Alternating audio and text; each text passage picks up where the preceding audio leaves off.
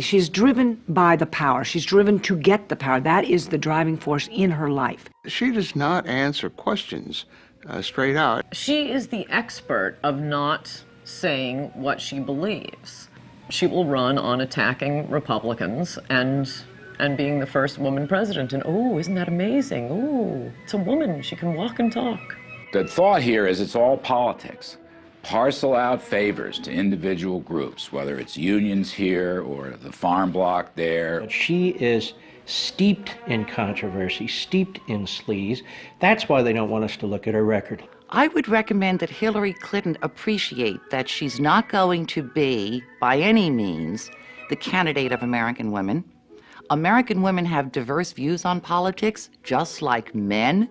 At the core of almost every one of the investigations we did for 8 years, where there were problems, and I mean major problems with the Clinton administration, she was at the core of them. It's part of the Clinton method, which is say what you need to say at any given moment and rely on the lack of memory of the American public and the support of the mainstream media to support that lack of memory. Well, the 20-year plan really is that the Clintons share power. One would be president 8 years, and one would be president another 8 years, over a span of 20 years, with a little Republican in between, perhaps. So in essence, what happened is that Bill and Hillary, in their mid-20s, before they ever took their marital vows, they took their political vow. You know, a lot of people ask me, do we have to go through all these old Clinton scandals again? Well, I have good news for you. You don't, because you can look at the new ones, because Hillary Clinton scandals are a gift that keeps on giving.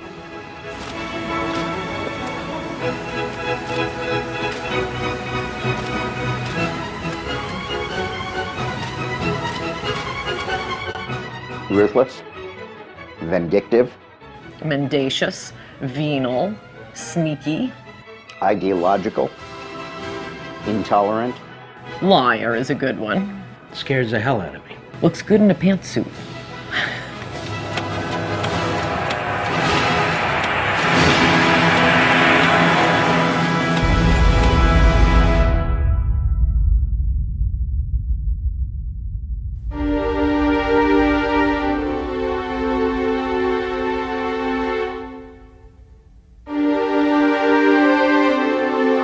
I announced today that I'm forming a presidential exploratory committee. I'm not just starting a campaign, though. I'm beginning a conversation with you, with America. So let's talk, let's chat, let's start a dialogue about your ideas and mine. And while I can't visit everyone's living room, I can try.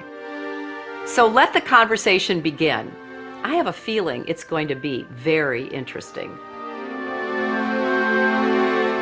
The challenge for Hillary Clinton on the campaign trail is she has to pretend to be something she's not.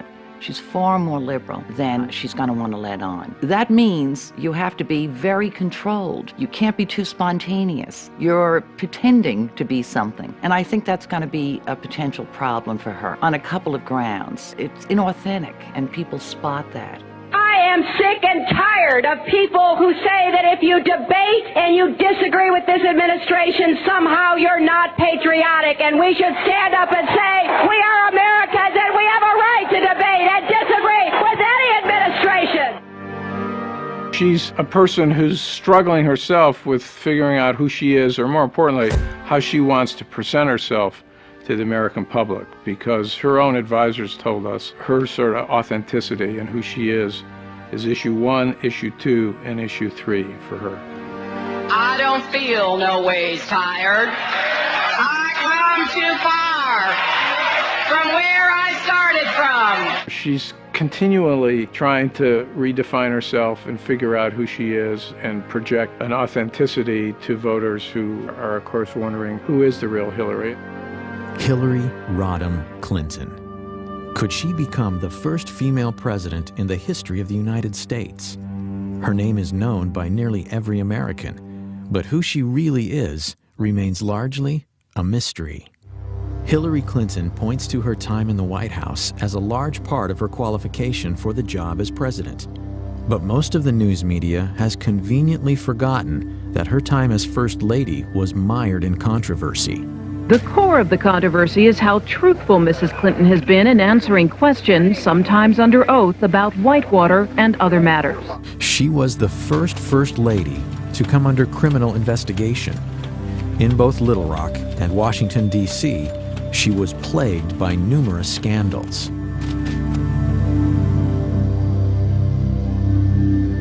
Senator Clinton has extraordinary ability to obfuscate, refuse to answer questions, avoid confrontations, and up until now has been given a pass on it. A story in the New York Times talking about why Senator Clinton voted this way, because I think some people were surprised by it. And her advisor said that she voted yes because she was moving from primary mode to general election mode. Primary mode versus general election mode? How about tell the truth mode?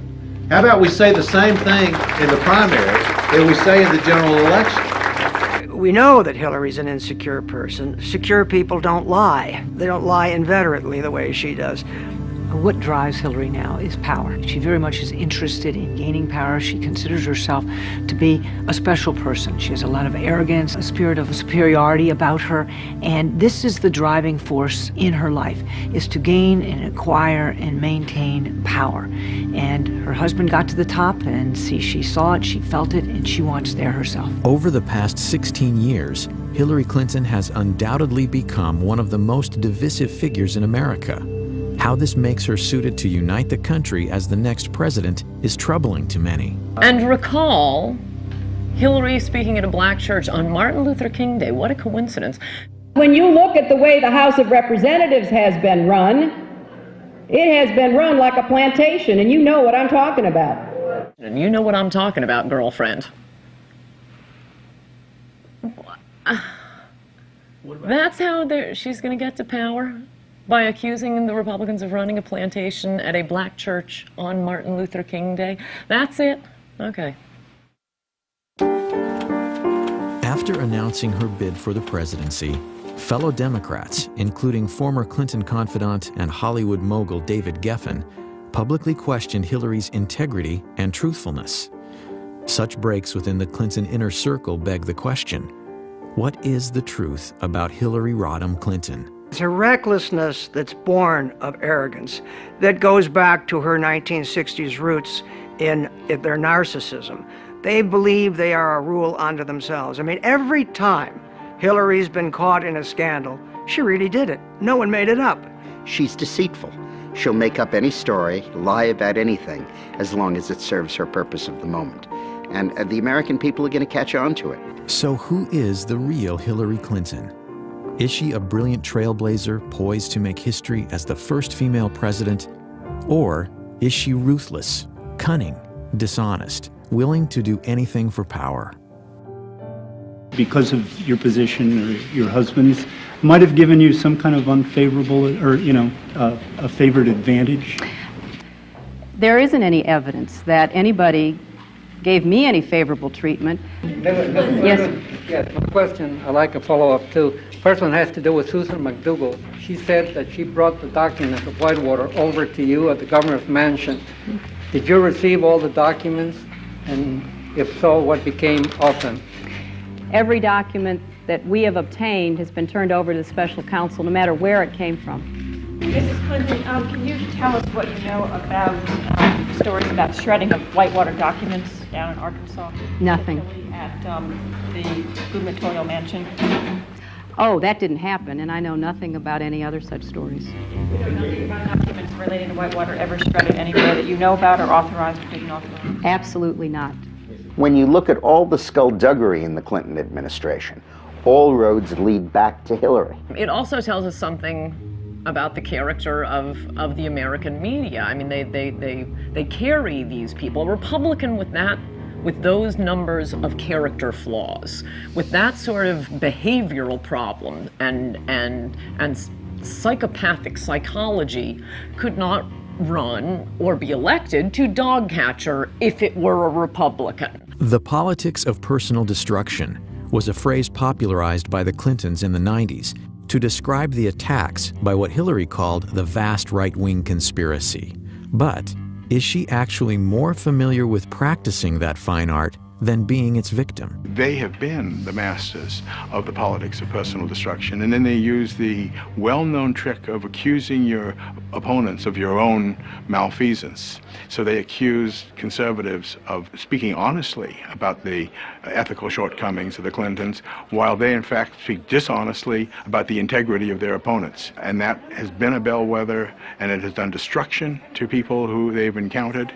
Even people in the Democratic Party will acknowledge the Clintons are particularly ruthless and particularly aggressive when it comes to campaigns. They war room. This is a military metaphor for the campaign the Clintons invented regarding instant responses, that no matter what the validity of a charge, you don't explain the charge, you don't apologize for the charge, you don't admit any error, you automatically attack the integrity or the motivations of the other side. There are any number of things in the Clintons' political history that is worth recalling before you go in to vote for, potentially, for a Clinton, in this case, a Hillary Clinton. And it's a small example, but a telling one. When they turned on the travel office, where you had career civil servants doing a great job providing the travel service for the president and his staff, and they wanted to get a lackey friend in, they could have fired the guy in charge, but they accused him of a crime. They tried to ruin his life in order to be able to get him out and get their lackeys in. When the Clintons moved to 1600 Pennsylvania Avenue in 1993, White House veteran Billy Dale was the director of the travel office. Dale had faithfully served 7 previous presidents, starting with John F. Kennedy in 1961. But Dale, who had actually voted for Clinton for president, would soon discover that business under the Clintons would not be business as usual. We knew that we were in for a rougher transition because we had heard stories from Secret Service agents who had gone to Little Rock for a 2-week stay down there. And the stories that some of the agents would come back and tell us, that we just knew that it was going to be different. We didn't realize how different it was going to be. The new administration is free to fire anybody that they want to, but traditionally that does not happen. On the day of Clinton's inauguration, Wednesday, January 20th, 1993, Billy Dale got a call from an unknown woman indicating that Catherine Cornelius, the 24-year-old third cousin of President Clinton, would soon be working in the travel office. And I got to know who Catherine Cornelius was. She went to work in David Watkins' office, answering phones, but she never let up in her demands to take over the travel office.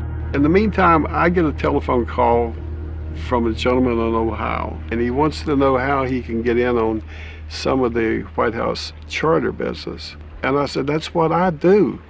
I arrange the charters. And he said, I know, but he says, we can make some money here. If I had made arrangements with that gentleman, I speculate that things would have been very different than as they turned out. That call was from Darnell Martins, a partner of Clinton's close friends and Hollywood producers Harry and Linda Bloodworth Thomason in a travel agency called TRM. When Congress investigated, they learned Harry Thomason had multiple conversations with First Lady Hillary Clinton about taking over the White House charters. At that time, I didn't even know who Harry Thomason was, but we have since learned that Catherine was reporting to him and he was reporting to the First Lady, Hillary Clinton. As Dale says, every new president has the right to hire new travel office staff, even though no president had done so for over 30 years. But not only was Billy Dale fired, along with 6 other travel office staff members, he was also locked out of his office. But that was only the beginning. And I got accused of embezzling $14,000 that I couldn't account for because the logs were missing. At the same time, D.D. Myers is in the press room briefing the White House press corps, telling them that we were being fired for criminal misconduct and the FBI was being called in to conduct a criminal investigation. I think that they wanted to make it look like they were doing it because there was corruption over there so nobody would criticize them, because the media liked Billy Dale and the people there. Gary Aldrich was an FBI agent for 26 years, the last 5 as an agent responsible for background checks on White House staff. Recall that the FBI had conducted investigations of all of these men and had determined that they were qualified to work in the White House and that they were honest individuals. I conducted some of those investigations. Billy Dale was humiliated and was accused of serious wrongdoing to the degree that they conduct a federal grand jury investigation and an indictment of him. I had dedicated 32 years of my life to this job and served faithfully to Democrats and Republicans alike. The experience was a major event in my career because it taught me that powerful politicians can misuse law enforcement authority almost whimsically. And because it was the First Lady ordering the investigation, well then charges have to be found. That scared me. That was different from my experience in the FBI of 26 years. I thought if we have reached the level where a politician can get irritated with somebody and cause them to maybe end up in federal prison, we've got a serious problem. The White House Travel Office affair became known as Travelgate. When Dale's legal bills to defend himself were estimated to run as much as $750,000, he considered a plea deal, a fine of $69,000, and a brief jail sentence. Blanche and I had been married for 38 years at that time. I decided that I would have to sell my home. Could I ask her to give up everything that we had worked for? The plea bargain seemed just that, a bargain in order to save himself and his family from the unending ordeal.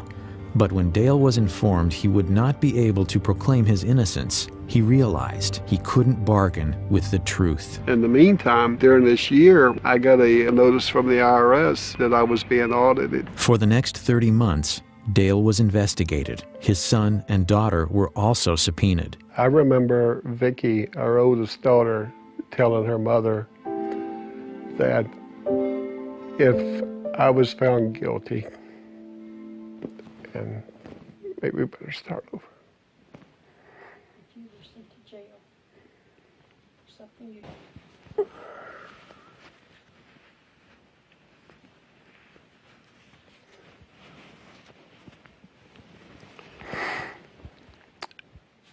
I remember during my trial, Vicki, my oldest daughter, telling her mother that if I was found guilty and had to go to jail for something that I did not do, that she didn't know if she could live in this country any longer, when the government would be responsible for doing something like that to her father.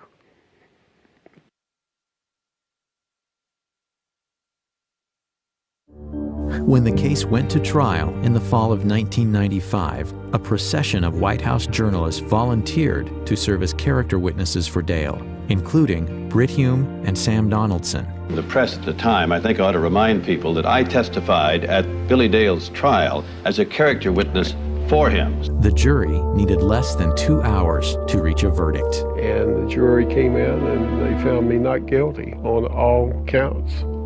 I laid my head down on the desk in front of me and cried. Ultimately, the Office of the Independent Counsel's final report on the Travel Office firings found that Mrs. Clinton's sworn testimony was factually inaccurate. Hillary Clinton was more powerful as a First Lady than any First Lady that had been in the White House that I knew of. Until I have learned that she was involved with it more than Bill was. Bill just wiped his hands of it and just would let her handle it. That's an example of the cynicism and the ruthlessness of the Clintons. And at the time, I think a lot of people thought that Hillary had at least as much to do with that as Bill did. What she did to the travel office, I mean, in a way, that is the most illustrative scandal because it was such an Evita Peron act of maliciousness toward these ordinary people. This guy running the travel office all these years, I'm getting them out, getting my rich Hollywood friends in. It's not even the most illegal thing they did, but it is the most contemptible thing they did.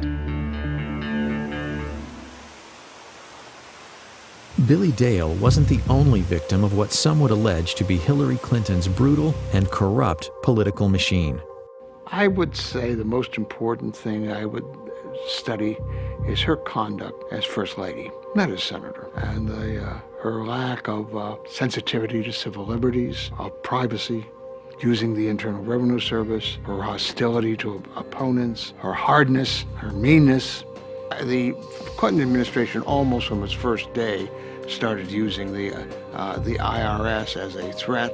I know a lot of tax lawyers, and they said the odds of someone like Paula Jones with her income being audited by the IRS is like being struck by lightning twice. Others would claim that using the IRS to harass political enemies was a Clinton White House specialty, one reminiscent of the strong arm of Richard Nixon. They're both very smart, very politically ruthless, very hardworking, great work habits.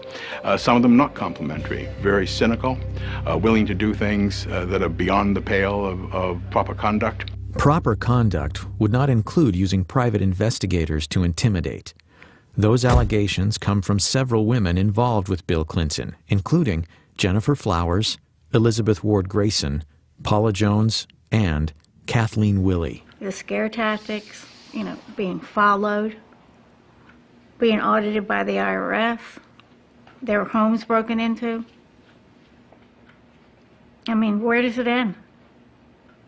Clinton supporter and campaign worker Kathleen Willey was a White House volunteer who alleges that President Clinton sexually assaulted her during a meeting in the private study off the Oval Office in November of 1993. I kept thinking to myself, what in the hell is he doing? That's what I kept thinking, and which sounds silly at the time, but I was getting embarrassed for him. If that's just, this is just not proper. You have to remember, this was at the time when there was a lot of speculation about his womanizing, and I was the loyal Democrat, and I would not allow myself to believe that that was true. I just thought it was all just rumor. Willey believes that Hillary Clinton was well aware of the tactics used by the Clinton White House to intimidate perceived enemies. Willey says 2 days before she was set to testify against President Clinton in the Paula Jones sexual harassment case, a stranger confronted her. We passed, and he stopped, and he said, "Hey, Kathleen, did you ever find your cat?" And then he said, rather ominously, "Yeah, that bullseye was a really nice cat." And that's what I thought, that something else was going on here. He stood back and he said, "You're just not getting the message, are you?" The Clinton attack machine immediately targeted Willey. However, there are corroborating witnesses. Jared Stern, a former Marine, later told congressional investigators he was hired to investigate Kathleen Willey during a clandestine nighttime meeting. It was late at night. He called me, asked me to meet him here in this parking garage. I met him, said he had something very important to discuss. I talked to him about it, discussed the tasking, and then I left to carry it out. Stern declines to discuss what he was hired to do. But Stern has admitted he was so uneasy about it that he called Willey, using an alias. I made a telephone call to Miss Willey. I left a message on her answering service indicating that I'd try again the next day. And he left a message for me saying, "Be careful, that there were people out to get me." Jared Stern is a first-hand witness to what the Clintons are doing, have done, and are doing to these women. The Clintons are a unit. They share a zeal for power and a willingness to engage in any and all threat-neutralizing strategies. Legality be damned. No one will ever say what happened to Kathleen Willey was an anomaly.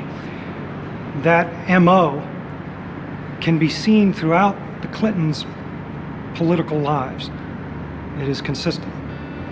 Willey says her car was vandalized, her house broken into, and a cat's skull was left on her porch. Today, she still lives in fear.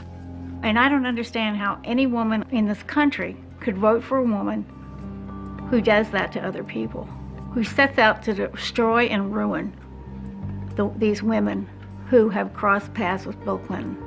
They're power hungry. They stop at nothing. They stop at nothing. If you put me to work for you, I'll work to lift people up, not push them down. I finally parted company with Hillary Clinton when I saw how she was using private detectives to investigate the women who were linked to her husband.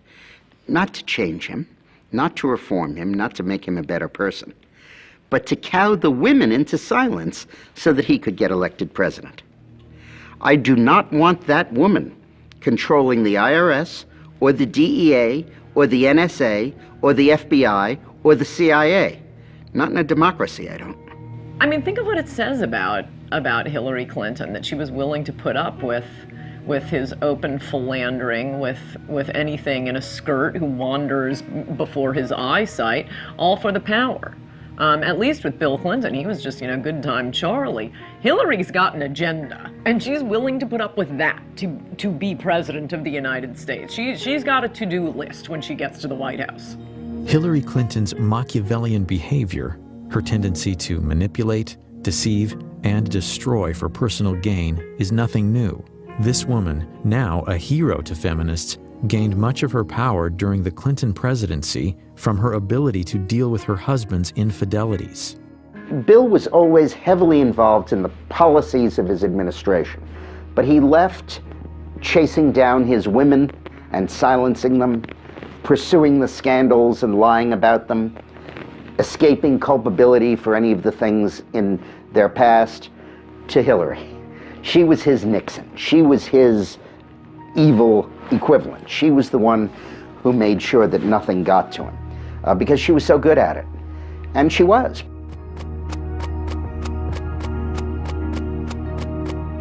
Hillary's mastery of the black arts of attack politics is often skillfully cloaked in layers of deniability.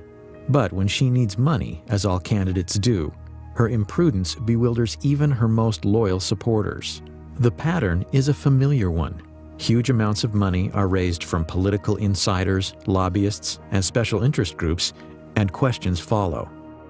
In the summer of 2007, Hillary was forced to return nearly $900,000 from fundraiser Norman Shue, who is now under indictment for running a Ponzi scheme. During the White House years, it was the dirty money of a cast of characters that included Johnny Chung and Charlie Tree, both convicted of illegal campaign fundraising. I think it was Johnny Chung that said the White House was like a subway turnstile. You put the money in and you got in. And if his tokens were very large, of course. There's evidence that he collected money from a Chinese intelligence officer, and they were trying to influence our elections to gain access to decision-making powers in the United States so they would bend U.S. policy towards China. The campaign finance scandals were so extensive, 120 people either fled the country to avoid being interrogated by investigators, pled the Fifth Amendment, or otherwise avoided questions. 14 guilty pleas came out of that. This is really stunning. And it's stunning to me how the media will give her a pass and how the media pretends none of these things happen. And they accept the Hillary operatives line, which is, well, that's old news. Everybody knows about it. Let's move on. Okay, we move on. Now they're laundering money through Chinese dishwashers in Chinatown in New York. I'm a little surprised somebody in the campaign didn't flag that down and say, dishwashers, maximum contribution, or $1,000. Let's look into that a little bit. The Los Angeles Times looked into it and found that they couldn't find something like a third of these Chinatown contributors, and that they found other people who said they had no idea that they had made contributions. It looks like a clear case that somebody committed fundraising law violations, and the Clinton campaign at the least did not do due diligence to try and track that down. One case in particular highlights Hillary's hypocrisy and startling recklessness when it comes to raising illegal campaign contributions. Though most of the news media has ignored it, Hillary was directly involved in what has been called the biggest campaign finance fraud in the history of the United States. It is a story with all the elements of a bestseller: cash, cons, and Hollywood stars. And it was all caught on tape. Few businessmen have seen the career heights and depths of Peter F. Paul. I've been fortunate to spend time with some of the world's most celebrated figures of the 20th century. One of my idols was Salvador Dali. He had a big influence on the way that I directed my life. In the early 1980s, Paul, a Miami lawyer with a past criminal record, including convictions for cocaine possession and fraud, headed to Hollywood for a fresh start as a promoter and producer. After doing various projects in Hollywood, I decided after meeting a fellow who was a out-of-work model that there was an opportunity for me to prove that I could cultivate a media icon. Within 18 months, I had him on the cover of People magazine. Ultimately, it led to my first meeting with the Clintons, with Hillary Clinton, actually. In February of 2000, Peter Paul met with Hollywood charity fundraiser Aaron Tonkin. Tonkin was a celebrity-obsessed con man who in just a few years went from being homeless to one of the Clintons' top money contacts in Hollywood. Like more than a few Clinton associates from the past, Tonkin ended up in federal prison for unrelated fundraising scams. Aaron, it's Hillary Clinton. I just wanted to call and wish you well for this evening. It was a growing new relationship. I don't know where it ultimately would lead, but I suppose not in a good place because all the people that I met around them, that I dealt with in different events, have all gone to prison. And these are very close people, mainly to the president. Through Tonkin's connections to the Clintons came an interesting offer. In exchange for donations to Hillary's 2000 Senate campaign, Paul would gain access to Bill Clinton for business opportunities once Clinton left the White House. I had become a very close friend of the creator of Spider-Man, Stan Lee, and we had started a company together in late 1998. So I embarked on this effort to try to hire Bill Clinton when he left the White House as a rainmaker for the company, Stan Lee Media.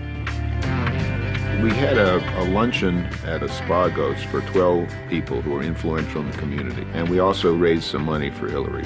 And at that point, I indicated that my plans were to hire Bill when he left the White House. She responded by saying that she would help if I became a major supporter of her campaign. In June of 2000, Paul agreed to finance what would be the largest and most lavish political fundraiser ever staged in Hollywood. It consisted of a concert, a dinner, and a reception.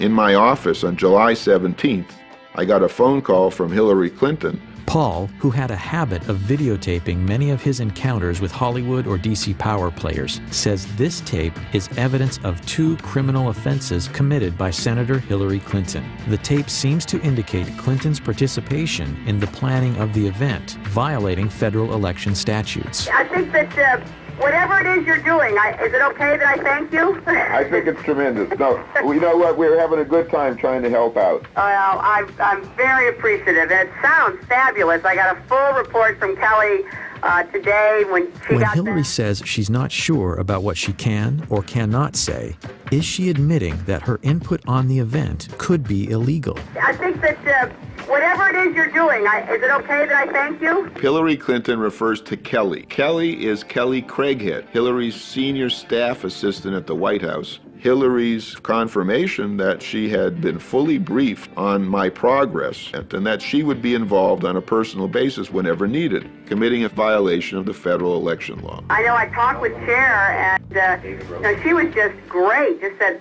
she really was excited, and I hadn't talked to her, so you had to have really done a good job selling it to her. And her reference to Cher being induced to contribute her singing services. All of them colluded to hide this from every investigation.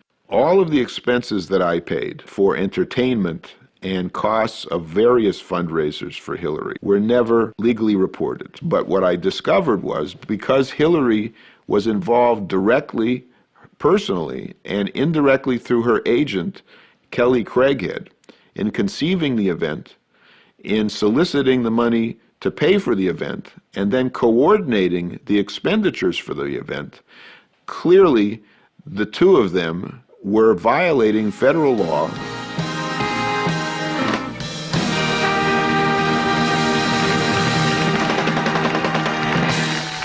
Ladies and gentlemen, the chairman of Stan Lee Media, Stan Lee.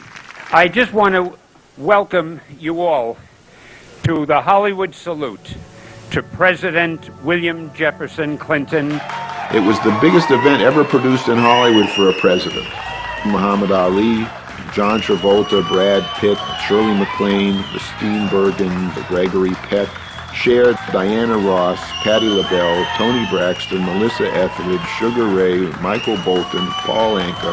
We had over 100 stars. The entire leadership of the Democratic Party was there, and it was a magical evening.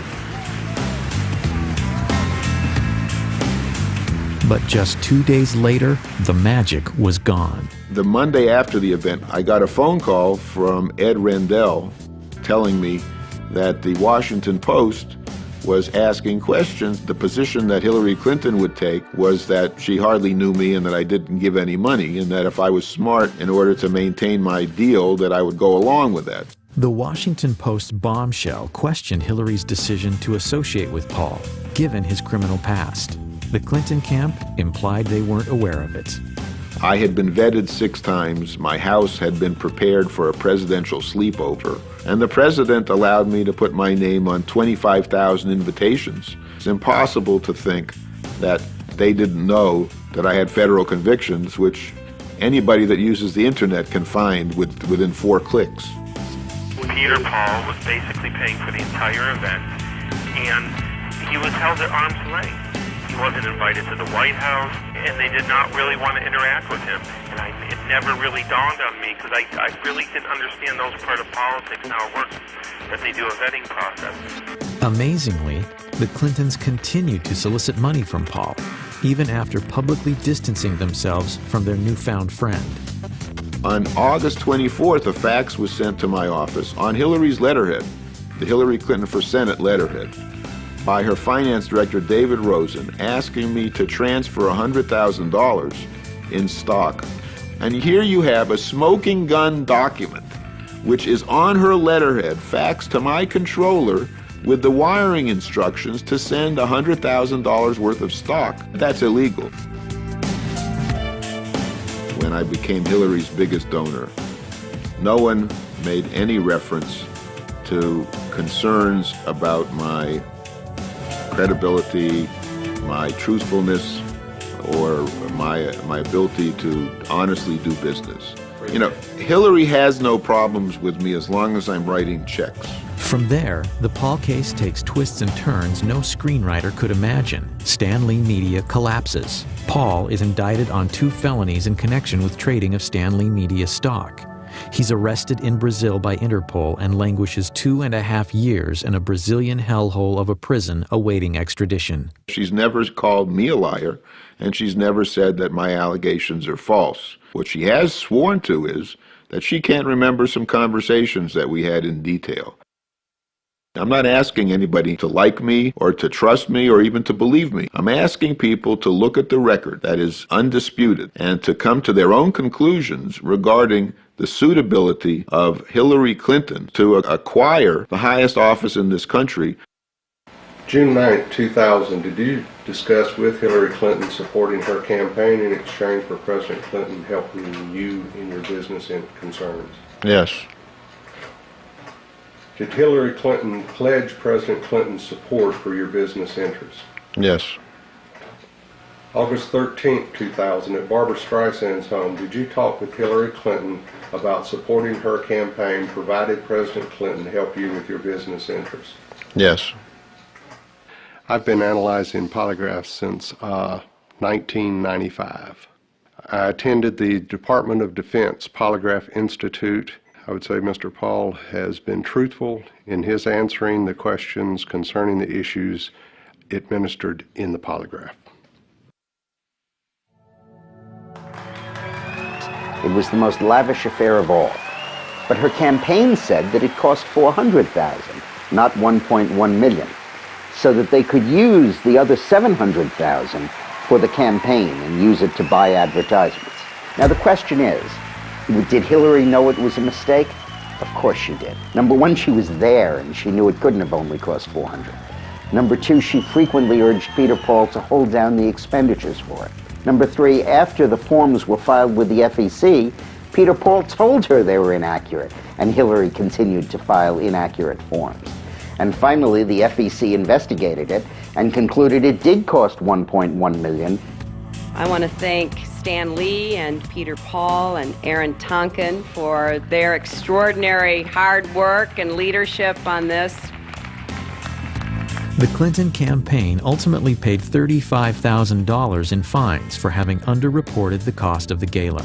Aaron Tonkin says both Senator Clinton and her finance director, David Rosen, knew of his illegal financing schemes, including how he reimbursed celebrities who donated to Hillary's Senate campaign. They wrote a check where I told them to write it, the Senate 2000 from the invitation they received, and then I reimbursed them either 1 or 2,000, depending if 1 or 2 people came. I told her National Finance Director David Rosen, and he just said, "Don't tell me anything like that." And I told the FBI. Is it possible that the senator from New York and former First Lady, the most experienced of all the candidates, was completely unaware of her finance director's dealings? Peter Paul awaits sentencing for securities fraud. He vows to spend the rest of his life trying to expose what he characterizes as Hillary's chronic pattern of corruption.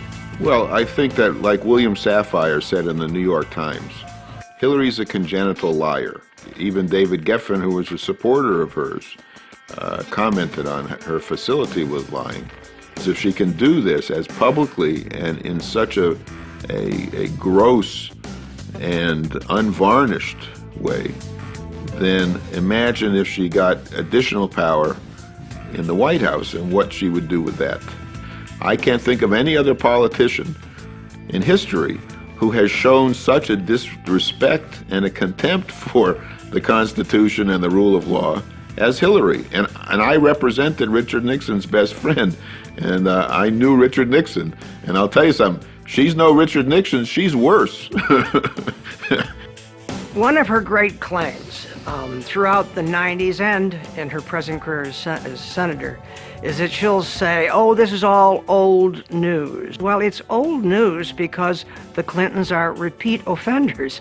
They've been doing these things going right back to the 1980s.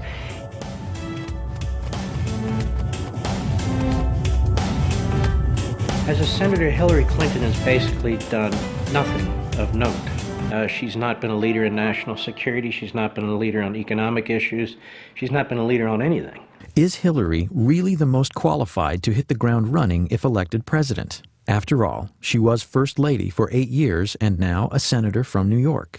Referring to her opponents, she said, quote, "There is one job we can't afford on-the-job training for. That is the job of our next president."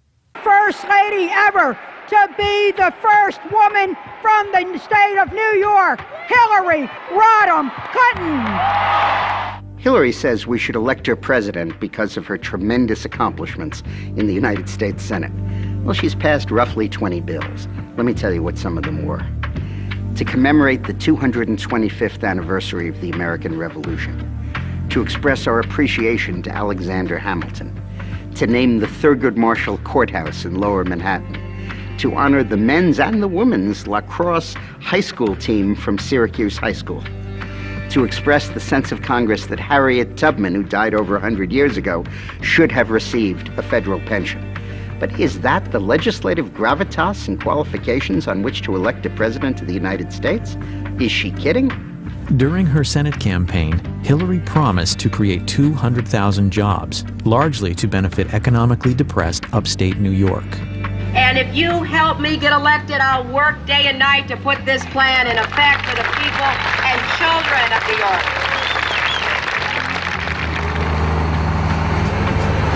I'm Marshall Brown. I'm the owner-operator at GMB Farm. I grew up here with my father, but we sold out in 1985, and I started back up in 1987. I milked cows every day of my life for 20 years.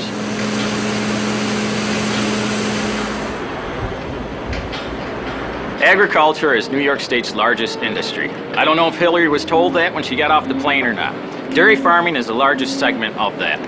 3 years ago, Hillary Clinton came to Oswego County. She said she had a plan for the dairy industry. Like all her plans, she never gives any specifics, but it's going to make everything all wonderful for us. 2 years after she gave her I Got a Plan speech, the price of milk dropped to the same level it was in 1979, and I'm losing my ass. Senator Clinton's promise of 200,000 jobs for upstate New York was one of the most irresponsible statements she ever made.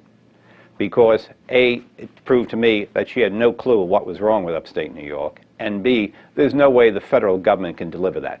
Should she have made the promise? Oh, sure. That's what politicians do. That's what God put them on the earth to do, is make promises they can't keep. I don't fault her for making the promise.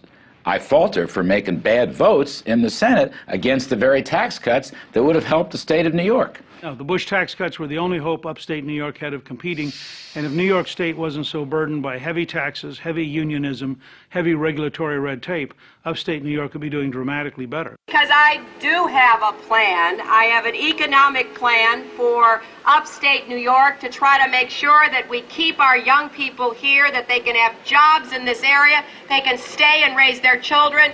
Between 2000 and 2006, over 1 million New Yorkers moved out of the state for economic or financial reasons. Today, in the upstate town of Clinton, New York, many of Hillary's constituents aren't pleased with their senator.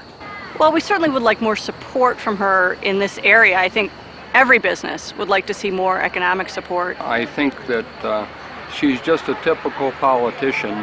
Whatever the surveys show she should be doing, she's doing. She tends to spend most of her time downstate. That's where the votes are primarily, and sometimes we feel forgotten up here. She cares more about her consumers, her food stamps, her welfare programs than she does the American farmer that's producing the food. When the American farmer is eligible for food stamps, there's a problem. Which I am. As a presidential candidate, Hillary has made other promises that may also prove difficult to keep. My plan does not create a single new government department, agency, or bureaucracy. It is not a government takeover of health care. It is a public-private partnership that provides more choices. Her sweeping health care reform proposal comes with a price tag of nearly $110 billion per year. Anne is going to pay more. You are going to pay more. People with jobs will pay more. That's why she's so popular with women with needs, but not so popular with women with jobs. Hillary's first effort to socialize health care came in 1993 during her husband's first term. Widely perceived as a disaster, many say it provoked the Republican Revolution. I mean, certainly you have to ask whether or not she's learned a lot from that experience. It was a failure. She knows it was a failure. It was a very embarrassing failure for her. Where have you seen the government make anything more efficient and less costly and more effective by its presence? Where have you seen that? As I've said on many occasions, I still have the scars to show from what we tried to do back in the first 2 years of Bill's administration. The effort to kill Hillary Care was really good common American sense. Americans know a bad fish when they smell one. Everything Hillary wants for America is what Canada does for all of its people, any one of whom that has $5 extra in their pocket comes across the border to the United States for health care services. I think it's worth remembering, after her health care fiasco, the Clinton team put us aside. They gave her ceremonial duties thereafter. She was more like a Pat Nixon than she was like an Eleanor Roosevelt from mid-94 onward, because Bill Clinton's professionals recognized she'd made a hash of the one big policy she'd been given. She was essentially out of the White House in 95, 96, and I know because I was there most of that time. She was visiting China, she went to 70 foreign countries, she wrote a best-selling book, did book signings. Then when the Lewinsky scandal broke, she came back to Washington, and in 98 and 99 led the effort to keep her husband in office, and in 99 and 2000 spent her time running for the Senate in New York. Many Americans believe our healthcare system needs improvement. But what is Hillary's solution? Hillary is really the closest thing we have in America to a European socialist. She really believes that government should vastly expand its efforts in the areas of healthcare and education, and she wants to increase taxes to do it, from 33% as it is now, up into the mid-40s and high 40s as it is in France and Germany. I'm going to take $10 billion away from a lot of these industries, starting with money from the HMOs that are getting too much out of Medicare, starting with the no-bid contracts for Halliburton, starting with the defense industry that needs to be pared down and reined in. I've been very clear about that. And as she talks on the campaign trail, her purpose of government, as she sees it, is to remold society for the common good. The common good in this case means government. It means Washington. She wants government to be in control. She wants government to direct the economy. The other day, the oil companies reported the highest profits in the history of the world. I want to take those profits and I want to put them into a strategic energy fund. She expects to use the government to become extremely involved with the lives of the people in this country because government knows best. So when she talks about nationalizing health care, she's not kidding. She's been at this now for 10 years. She wants to take over the health care system. What might Hillary's healthcare plan look like? Welcome to Yuma, Arizona. In my practice, about 70% of the care is paid for by Medicare, federal government, and another 20% is paid for by the state. So essentially, we're a very socialized medical community here. But with so much free healthcare available from the state and federal government, abuses are inevitable. One of my favorites is a patient of mine who was actually a drug runner. His books didn't tally, and to teach him a lesson, they blew a hole in his foot with a shotgun down in Mexico. Well, he went to the closest medical hospital in Mexico where medical care was free, and they were going to amputate his foot. So he hopped up to the border, literally, and at that point demanded an ambulance, which by our emergency medical laws we have to supply. So we got an ambulance to him, we brought him to our emergency room. I asked him, I said, let me guess, this guy's insured, right? And my friend said, oh, actually, he has Medicare. This guy's been wanted for years on 4 federal warrants. We're giving him his Social Security check every 2 weeks. Critics say Hillary's healthcare overhaul is not unlike what citizens of Canada or the UK now experience. Yes, much of it is free, but is there a catch? The waiting lists get longer and longer. You can wait 6 months to see a specialist. That's socialism. When you're standing in a line, waiting and waiting, that's socialism. I'm thrilled that universal health care is back on the national agenda. You know, as we remember back in 93 and 94, we tried to come forward with the plan. We weren't successful. I have the scars to show for that experience. Medicine should be between one physician and the patient, not between an army of bureaucrats and the patient. If people give their health to the government, what does the government not control? The federal government from 3,000 miles away is not your doctor. Hillary's health care is one of the few Clinton campaign platforms that contains specifics. But on other issues important to Americans, what does she believe? But on specific issues, I've come out with very specific plans. With respect to Social Security, I do have a plan. But personally, I am not going to be advocating any specific fix until I am seriously approaching fiscal responsibility. Do you, the New York Senator Hillary Clinton, support the New York governor's plan to give illegal immigrants a driver's license? I did not say that it should be done, but I certainly recognize why Governor Spitzer is trying to do it. No. You said yes. No. You thought it made sense to do it. No, I didn't, Chris.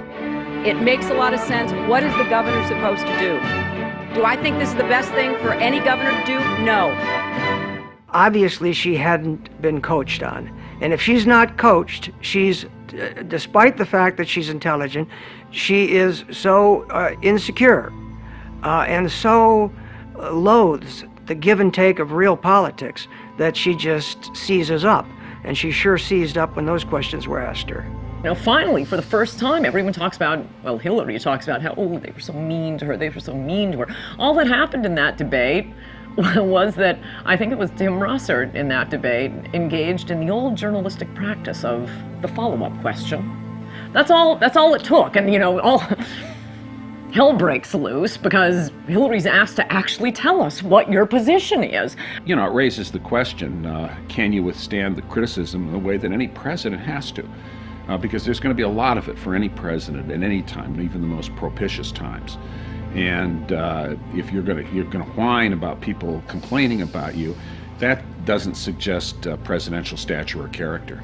I can support the president. I can support an action against Saddam Hussein because I think it's in the long-term interests of our national security. If I had been president in 2003, I never would have started this war. And if it is still going on when I am president in 2009, I will end it. I was one who supported giving President Bush the authority, if necessary, to use force against Saddam Hussein. I believe that that was the right vote. If I had been president in October of 2002, I would have never asked for authority to divert our attention from Afghanistan to Iraq, and I certainly would never have started this war. So it is with conviction that I support this resolution as being in the best interests of our nation, and it is a vote that says clearly to Saddam Hussein, this is your last chance. Disarm or be disarmed. I stand for ending the war in Iraq, bringing our troops home. We're going to have troops remaining there guarding our embassy. We may have a continuing training mission, and we may have a mission against al-Qaeda in Iraq. There's one Hillary who says, I'm going to bring the troops home right away when I'm elected president. Another Hillary who says, I'm going to keep troops in Iraq indefinitely. One of these two women is lying.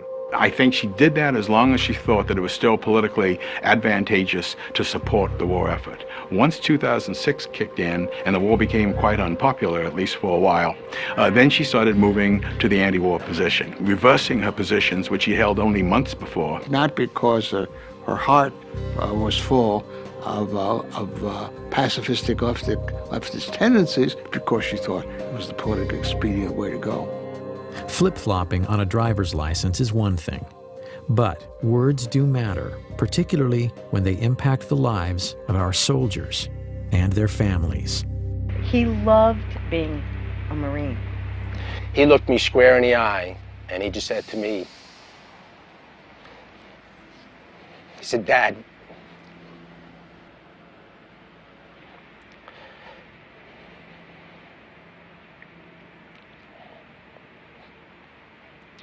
he said, Dad, what could be better, what could be more honorable than to serve your country? It was at that point where he became my hero. In January of 2007, Senator Clinton visited Iraq. While there, she did an interview with ABC News, stating, I don't know that the American people or the Congress at this point believe this mission can work. And in the absence of a commitment that is backed up by actions from the Iraqi government, why should we believe it? Because I was in Baghdad at that time, and we talked about that. I'm thinking, what the heck goes through the minds of our military that are out on those front lines, the Ramadi, the Fallujahs, out walking the streets of Baghdad, Hadithas, and throughout Iraq, putting their life on the line every single day and hearing something like that. It's just so demoralizing. Robert Buzz Patterson served as the president's senior military aide in the Clinton White House. Distinguished service in the Air Force, including combat missions, and his regular interaction with the First Lady gave him unique insight about the potential future commander-in-chief. They see that when Mrs. Clinton says something stupid about the war, or Harry Reid says the war is lost, or Dick Durbin calls them war criminals, that is played immediately on Al Jazeera and Al Arabiya overseas. That does nothing to support the troops. All it does is embolden the enemy to believe if they can hang out a little bit longer, they win. It's very hard to believe her because you don't know what the next day she's going to say, and you know that it's terrible. Everybody from a four-star general to a private understands what it means to be a leader, what it means to have moral backbone and discipline and integrity. And the military saw none of that during the 1990s and does not see that any of those attributes in Mrs. Clinton today. If we do pull out and we do not complete this mission, my son's sacrifice would have been in vain, along with the other fallen heroes.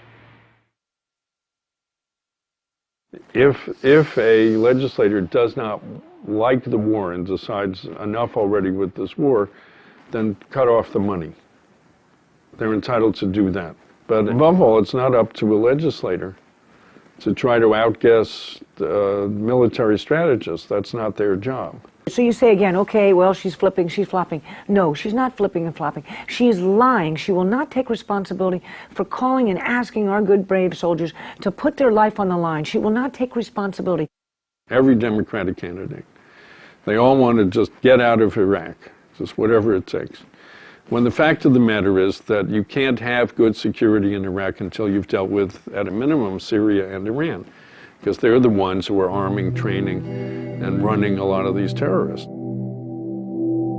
The war on terror isn't the only issue where Hillary is trying to have it both ways. When it's politically expedient, Hillary campaigns on her husband's presidency. But when the polls say otherwise, she abandons their record. What you can't be is selective in terms of, cherry picking and making determinations that she's now suddenly the face of foreign policy, that she, shaped economic policy, except for the stuff that didn't work out, in which case that was somebody else's problem or somebody else's fault. Ladies and gentlemen, you have just heard a stunning illustration of my real campaign slogan. Buy one, get one free. This is as much about Bill Clinton as it is Hillary Clinton. I mean, for purposes of this election, it's one and the same. Buzz Patterson carried the nuclear football for President Clinton. While serving in the Clinton White House, he learned firsthand about the former First Lady's qualifications. When she was moving them around the White House hallways and corridors, the edict was for us to avoid eye contact with her so as to preclude her from making exchanges like good morning, good afternoon, and therefore those of us that worked in and around herself and her husband would oftentimes dive into open office ways or doorways to avoid her stare. Well, I saw her vent on her husband many, many times. In one particular situation, we were at a fundraiser. As we entered the elevator to go to the top floor of this hotel, Mrs. Clinton lit into her husband with every profane four-letter word you've ever heard in your life, and as a military guy, I've heard them all. Anger really took me by surprise, how vicious it was and how profane it was, and then of course, we got to the top floor of the elevator, of the hotel, and the elevator opened. They were holding hands and smiling and waving like they could turn it on and off in a heartbeat. Both Clintons are well aware the war on terror could be the key issue in Hillary's run for the presidency. Both have been quick to fault the Bush administration for failing to prevent the 9/11 attacks, while absolving the Clinton White House of any missed opportunities. There were many times, 8 to 10 that I'm aware of in the 1990s, that we either had a chance as a country to capture bin Laden or to kill him, 8 to 10. And every time we had a viable opportunity, Clinton chose not to pull the trigger. And I'm certain that if my husband and his national security team had been shown a classified report entitled "Bin Laden Determined to Attack Inside the United States," he would have taken it more seriously than history suggests it was taken by our current president and his national security team. Patterson says that's laughable. He says President Clinton was briefed by multiple U.S. intelligence agencies of al-Qaeda plans to attack the United States. We knew about the potential. They specifically pointed to the possibility of using hijacked airliners into the Pentagon, CIA headquarters, and it also talked about New York City. Cyrus Nowrasteh is the award-winning writer-producer of the ABC miniseries The Path to 9/11. Though his movie takes aim at both the Clinton and Bush administrations in the days and years prior to 9/11, Nowrasteh says he and his film were targeted by the Clinton machine. There was a huge coordinated campaign to discredit the movie and me and get Disney ABC to pull or recut the movie. In the weeks just prior to air, Nowrasteh's home address and email were posted on various pro-Clinton websites. I got death threats at my house, I got hate mail, and they set about basically trying to destroy us and stop this thing from airing. Intimidation included 5 senators led by Harry Reid sending a letter to Disney ABC threatening to revoke their station licenses if they didn't pull or recut the movie. You gotta understand, these phone calls, the threats on the internet, these bloggers, all of these people out there, none of them had seen the movie. This was all political spin, and it was generated by ex-President Clinton from his offices in Harlem, where he met with all of these bloggers to specifically discuss countermeasures against the ABC broadcast, The Path to 9/11, and how they could get it pulled from the air. Disney ended up cutting about 3 minutes from the over 5 hours of the broadcast. So I'm going to show that to you now. They have the compound surrounded. They know where bin Laden is. Mr. Berger, is this something and what they need to do is coordinate with Washington. So they're on satellite phone communication with Sandy Berger, Richard Clark, George Tenet, et al. From Washington to basically get the final green light to go ahead with this operation. Our people are in place. Now, it's been confirmed that Osama bin Laden is in the building on the site. You are the National Security Advisor. Can't you give the order? Look, George, if you feel confident, you can present your recommendation to the president yourself. So if it all goes bad, it comes down on my head, like Janet Reno in Waco. The buck stops down the hall.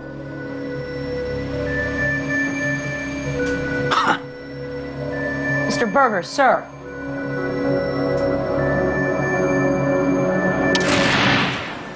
Unbelievable.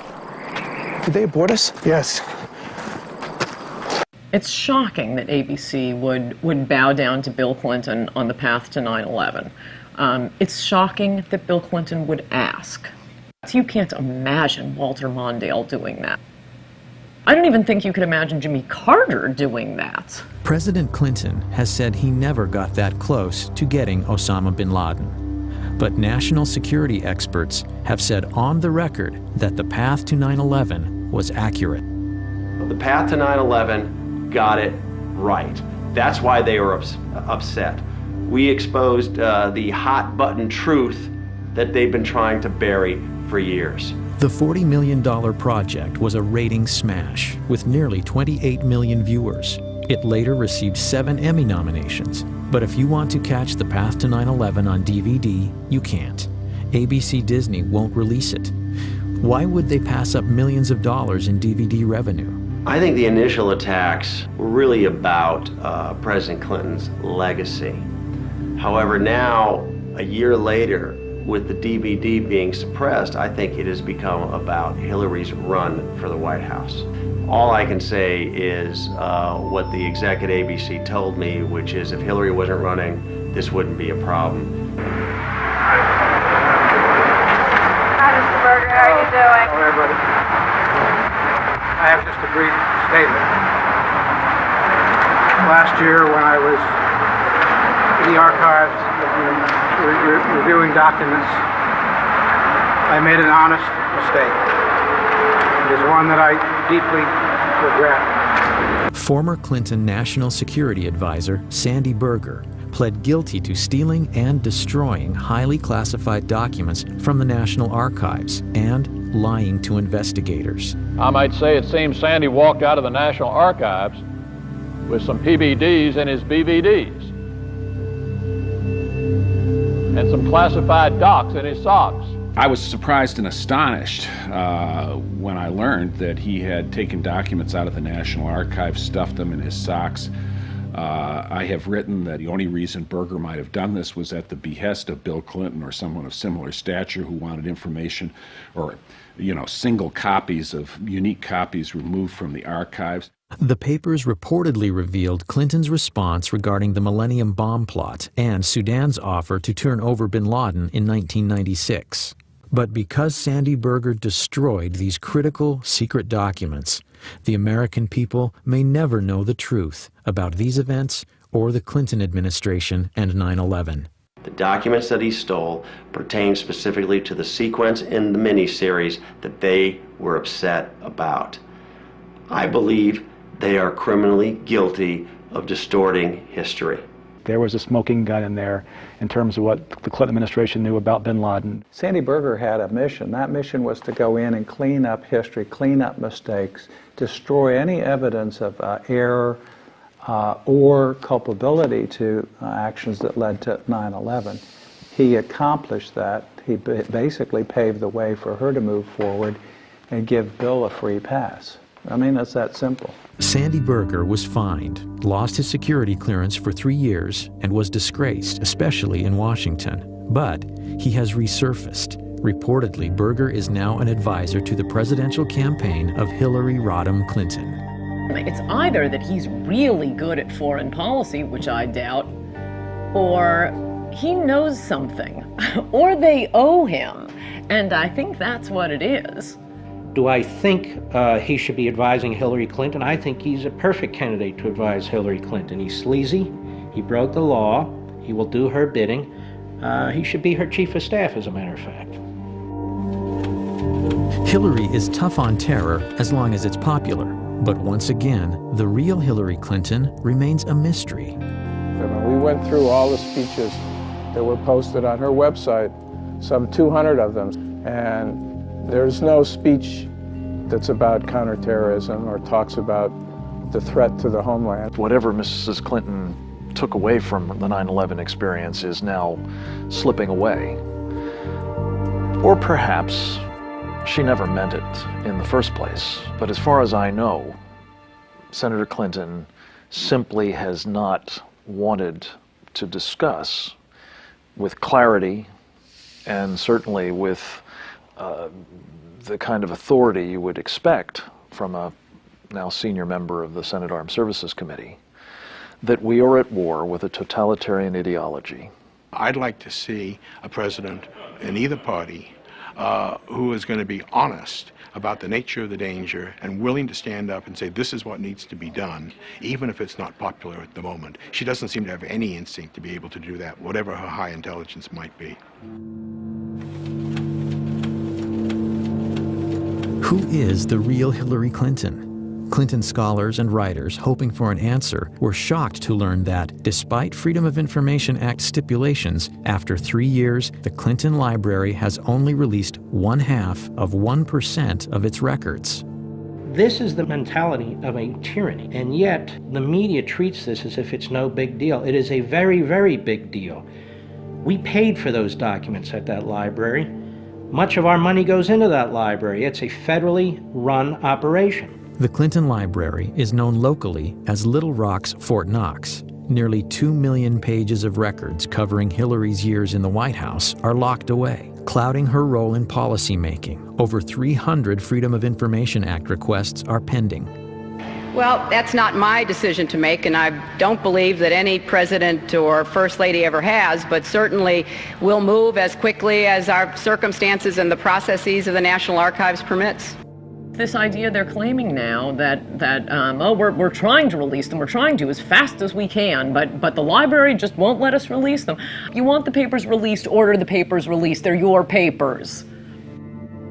A tendency of this administration, from the top all the way to the bottom, is to withhold information, to resist legitimate requests for information, to refuse to be forthcoming about information that is of significance and relevant to the job that all of you do and the interests of the American people. I think the American people have a right to as much of the public record as possible about Hillary Clinton. Those records should be released before the 2008 election so we can learn a lot more about exactly how much influence she had in the White House, what her positions were in the White House, and how she acted in the White House. Character is defined as what we do when we think no one is looking. By that standard, many critics say the Clintons are sorely lacking. On January 20th, 2001, President Clinton issued 140 pardons on his last day in office. Those pardoned or receiving commuted sentences included cocaine trafficker Carlos Vignali and the biggest tax fugitive in U.S. history, Mark Rich. As much as those pardons reveal about Bill, an earlier pardon may have revealed even more about Hillary's character and her willingness to do anything to get elected. I remember the first Met game my dad took me to, and we were sitting at the very top of Shea Stadium. It was probably 1971. It was just a beautiful day out with my dad. You know, he loved the Mets, he loved his sports. That's one thing that I'll never forget, is sort of being in the car with him and being at the game with him, just enjoying his presence. It was an idyllic childhood, to be honest with you. I couldn't have asked for a better childhood up until I was 9. My dad was a very decent, honest family man. As a matter of fact, on that day, January 24th, he was looking forward to coming home that Friday, celebrating my brother's 11th and my 9th birthdays. It was going to be a big family event for us.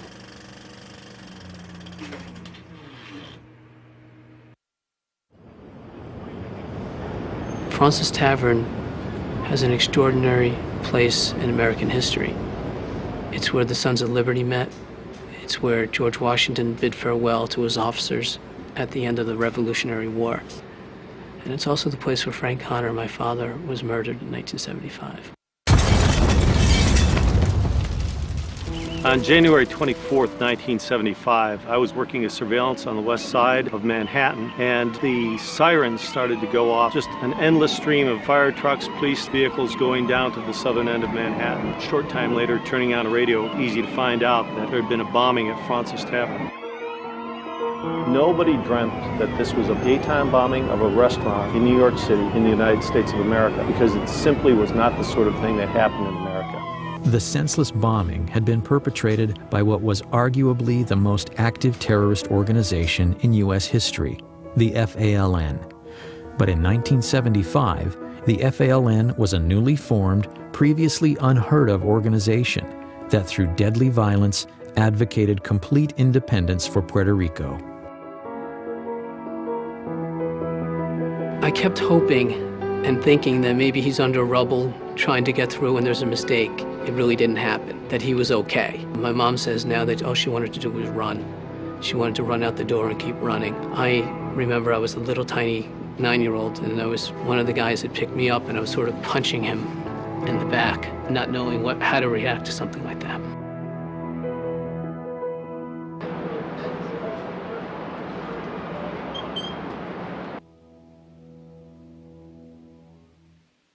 Joe, this is the Bissell dining room at Francis Tavern, and this is the room that suffered most of the damage in the bombing on January 24th, 1975. The bomb was placed actually just on the opposite side of these doors. Waiters and some of the other witnesses remember seeing somebody come through this door carrying a large duffel bag. He looked around the room. One of the waiters was about to approach him and tell him that he had to leave when he stepped back out. Apparently left the bomb outside. This was a typical FALN device. It was a quantity of dynamite, included propane tanks, which was one of their trademarks in building their bombs in the early days, and a simple timer, a wristwatch altered to serve as a timer to set off the device.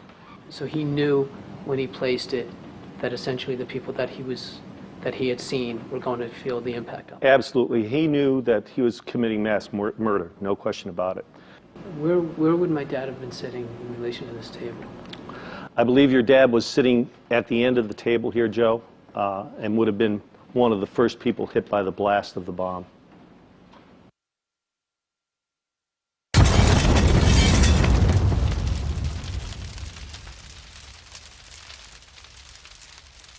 Joe, the bomb being just outside this door here, when it functioned, much of the blast came, of course, through into this room, knocking down this door, and that shock wave would have taken everything in the room and just made missiles out of it.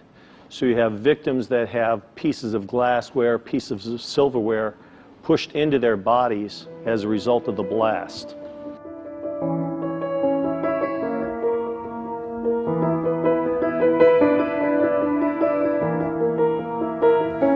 Do we know why they chose the time, the place, the day? The communique that they left said that they were trying to kill capitalist, imperialist pigs in Francis Tavern, and specifically cites Francis as being the target. 4 died, and more than 50 were injured. It was a typical FALN operation, one of over 130 bombings between 1974 and 1983.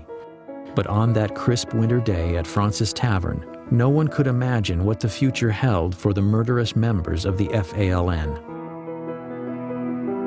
Hillary's biggest problem running for the Senate was that she wasn't a New Yorker. And how is she going to appeal to the specific ethnic groups that make up the New York State electorate? So, in September 1999, right in the middle of her Senate campaign, she was approached by City Councilman Jose Rivera, who really is a spokesman for the Hispanic community in New York, who gave her a packet urging the pardoning of the FALN terrorists. And included in the packet was a letter to Hillary asking her to use her influence on her husband to get these pardons granted. And 2 days later, they were. Freedom came today for most of the 14 Puerto Ricans who accepted President Clinton's controversial gift of clemency. 11 of them, who describe themselves as nationalists, some others describe them as terrorists, were released from federal prisons around the country.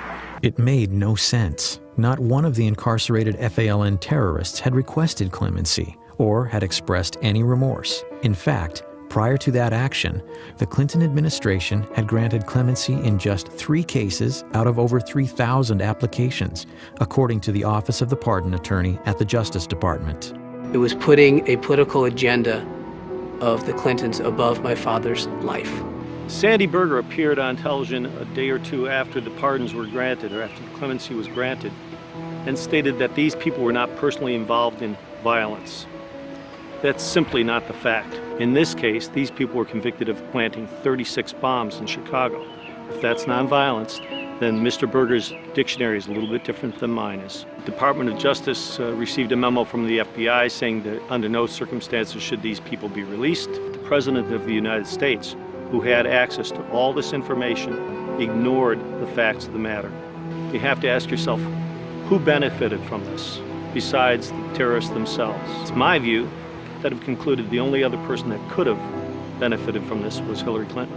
The Senate, on a 95-2 vote, later denounced President Clinton's FALN clemency. Candidate Clinton claims she is the most experienced. Her husband claimed she was intimately involved in his administration, and yet Hillary said publicly she had, quote, no involvement in or prior knowledge of the decision. Obviously she knew about it. Obviously she asked Bill to do the pardons, and obviously when she says she knows nothing about it, she's not telling the truth.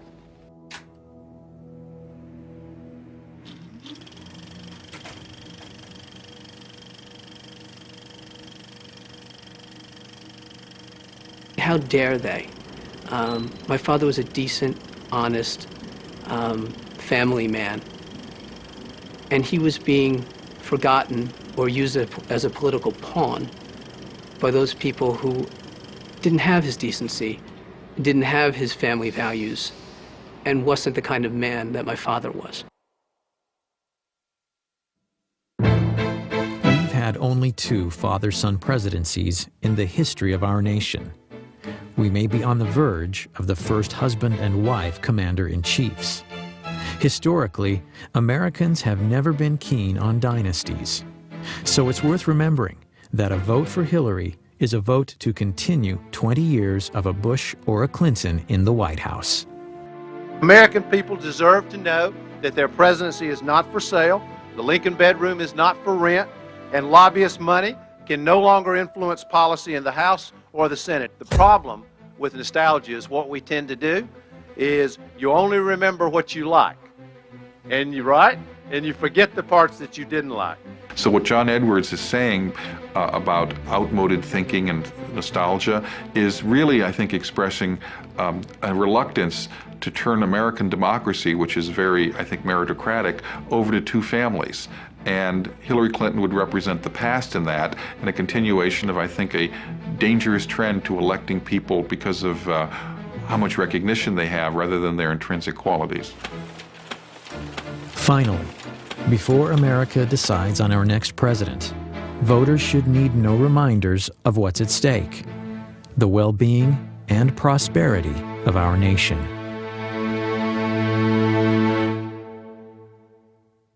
We uncovered a radio show that Eleanor Roosevelt, her heroine, did in 1934. Eleanor Roosevelt was asked during the show, when will a woman become president? Her answer, when a majority of the American people have trust and confidence in the integrity of her. And that's the challenge that Hillary faces. It's been said, and I agree with it, that this is the most personal political choice that Americans make. We're very interested in their personality traits, their person that they could trust, that they would like. That's where I think Hillary Clinton as a candidate has great defects. She's not accountable. She'll never be accountable personally for anything that she does. And her personality is such that she believes that the end justifies the means, no matter what those means are. If she weren't married to Bill Clinton, what is there that she has accomplished in her life that would lead you to believe that she should become the most powerful person in the country?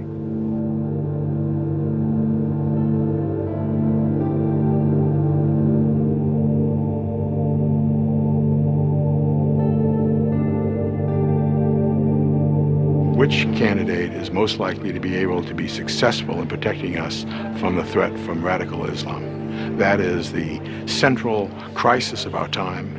If she reverts to form, Hillary Clinton will likely be in the future what she has been in the past, which is a person, a woman, a politician of the left. And I don't think that's going to be good for the security of the United States.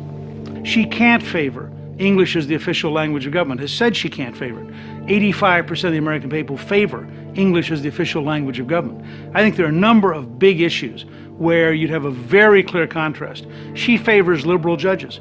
91% of the American people favor the right to say one nation under God. The bigger this campaign is, the bigger the choice is, the more trouble she's in. What will be important, though, and this is some baggage she has to deal with, is the idea of a co-presidency, the idea that Bill Clinton will be back in the White House. Because I think when he left the White House, people had had enough. I can't imagine that Americans want to go back to the 90s and the country being dragged into this ugly, dysfunctional family drama. I certainly don't see Hillary Clinton as someone who can unify the country. President Bush didn't. I don't think she would either.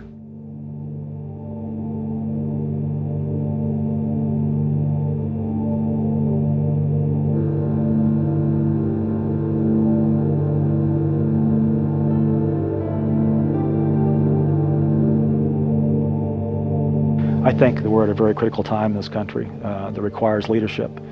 And I can tell you, beyond a shadow of a doubt, that Hillary Clinton I know is not equipped, not qualified to be our commander-in-chief. This vote comes down to one thing: liberty. Do you believe in liberty or don't you?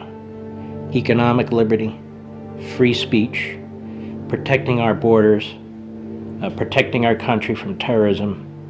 The issue is liberty. You know, on January 20th, 2009, someone will stand on the steps of the Capitol and raise his or her hand to take the oath of office